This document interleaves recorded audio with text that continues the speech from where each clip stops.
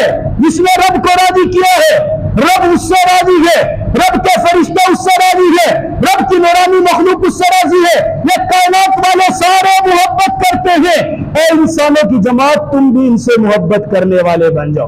فرمایا میرا رب اس کو محبوب الخلائق بنا دیتے ہیں، ساری مخلوقات۔ یہی ہے نا، ہم دیکھتے ہیں صحابہ کرام رضوان اللہ تعالیٰ علیہ اجمعین کے واقعات میں، وہ جنگل کے اندر گئے، جنگل کے اندر کھڑے ہیں، رات گزارنی ہے۔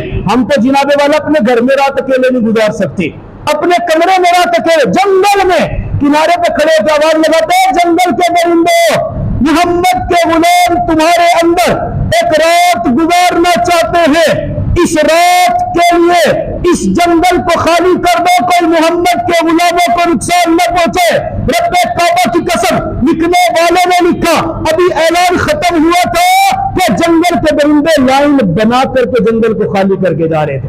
ایسے سینکڑوں واقعات ہیں کہ صحابہ سے پڑے ہیں اور جنگل کے درندے ان کا طواف کر گئے، ان کو حفاظت کر رہے ہیں۔ کیوں کر رہے ہیں؟ رب کو راضی کیا، اللہ نے مخلوق کو ویسے ہی راضی کر دیا۔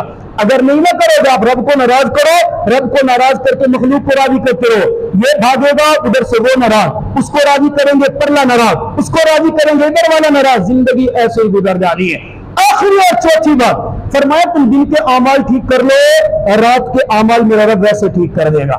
دن کے اعمال کے، صبح اٹھو فجر کی نماز پڑھ لو، نماز پڑھو، نماز کے بعد سنت کے مطابق زندگی گزارو، حلال کماؤ، حرام کے پیچھے نہ بھاگو۔ ظہر کی نماز کا وقت ہو جائے باجماعت نماز ادا کرو، نماز کے بعد قیلولہ کرو، قیلولہ کرنے کے بعد عصر تک اپنا کاروبار کرو، قرآن کی تلاوت کرو، کماؤ بھی، ذکر بھی کرو، سب کچھ کرو، پانچوں نماز پڑھو، نمازیں پڑھو۔ یہ نمازیں پڑھنے کے بعد عشاء پڑھ کے سونا تمہارا کام ہے، صبح تہجد کے وقت اٹھا دینا رب ذوالجلال کا کام ہے۔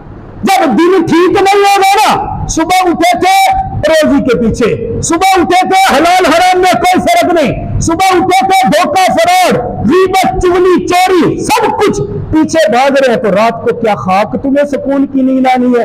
میرا اللہ مجھے اور آپ کو سمجھنے کی توفیق عطا فرمائے۔